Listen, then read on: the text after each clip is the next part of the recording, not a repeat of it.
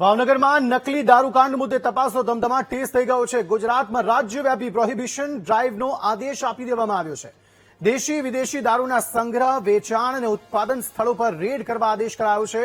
Prohibition ડ્રાઈવનો દૈનિક report headquarter મોકલવા સૂચના અપાઈ છે। પ્રોહિબિશન કેસના ફરાર આરોપીઓને જલ્દી પકડવા માટે આદેશ કરાયો છે। રાજ્ય પોલીસ વડાએ તમામ જિલ્લા એસપી અને શહેર કમિશનરને આદેશ આપી દીધા છે। સંવાદદાતા મેહુલ આ અંગે વધુ માહિતી આપી રહ્યા છે। મેહુલ, જણાવશો શું વધુ અપડેટ?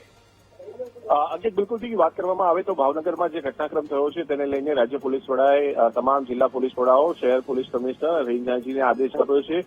એક ખાસ ડ્રાઈવ જે છે તે પ્રોહિબિશનના સંદર્ભમાં યોજવા માટેની સૂચના આપવામાં આવી છે અને આ જે પ્રોહિબિશનની જે ડ્રાઈવ છે તેનો દૈનિક રિપોર્ટ પણ તૈયાર કરવા કહેવામાં આવશે।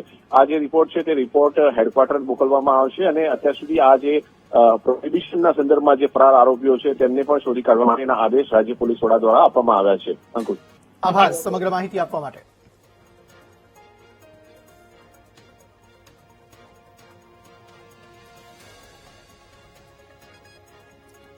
રાજ્ય પોલીસ વડાએ તમામ જિલ્લા એસપી અને શહેર કમિશનરને આદેશ આપ્યા છે એક ડ્રાઈવ યોજવા માટે, પ્રોહિબિશન ડ્રાઈવ યોજવા માટે, જેમાં જે તે જગ્યાએ દારૂ મળી રહ્યો હોય એ તમામ જગ્યાઓ પર રેડ કરવામાં આવે, તેમના વિરુદ્ધ કાર્યવાહી કરવામાં આવે।